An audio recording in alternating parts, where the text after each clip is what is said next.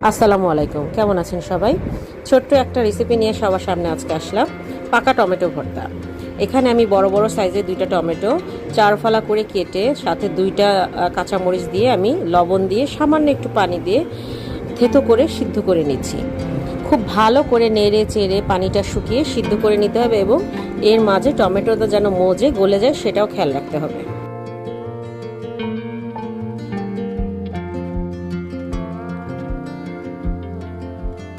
টমেটোটা দেখুন খুব সুন্দরভাবে গলে গিয়েছে।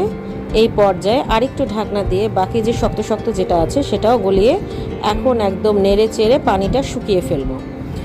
পানিটা শুকানো পর্যন্ত আমি নাড়াচাড়া করতে থাকবো যাতে তলানি না লেগে যায়।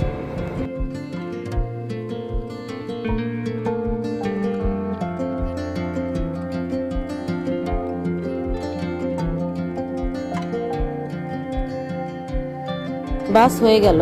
এবার আমি ফ্যানের বাতাসে একটু ঠান্ডা করে এখানে সামান্য পেঁয়াজ কুচি, সামান্য একটু লবণ, যেহেতু আমি টমেটো সিদ্ধ করার সময় লবণ দিয়েছিলাম সেই কারণে লবণটা বুঝে শুনে দিতে হবে। এখন পেঁয়াজের সাথে লবণটা ভালো করে কচলিয়ে যতক্ষণ পর্যন্ত পেঁয়াজের থেকে পানি বের হয়ে না আসবে এইভাবে কচলাতে হবে যাতে পেঁয়াজের ঝাঁজটা এবং লবণটা ঠিকমতো মিশে যায়। এখন ওই ঠান্ডা করা টমেটো সিদ্ধ এবং কাঁচামরিচ সিদ্ধ একসাথে ভালো করে হাত দিয়ে মেখে নিতে হবে খুব সুন্দরভাবে। দেখুন কাঁচামরিচটি গলে একদম মিশে গিয়েছে। এই কাঁচামরিচ দিয়েছি কারণ শুকনা মরিচে আসলে স্বাস্থ্যকর নয় এবং এটাতে অনেকের দেখা যায় পেট জ্বালা পোড়াও করে থাকে। সাথে একটু আমি সরিষার তেল নিয়ে নিলাম। ব্যাস হয়ে গেল আমার ধনেপাতা দিয়ে পাকা টমেটো ভর্তা। যদি ভালো লাগে অবশ্যই রেসিপিটি ট্রাই করবেন, আমার জন্য দোয়া করবেন এবং আমার চ্যানেলটিকে সাবস্ক্রাইব করে আমার পাশে থাকবেন। আসসালামু আলাইকুম।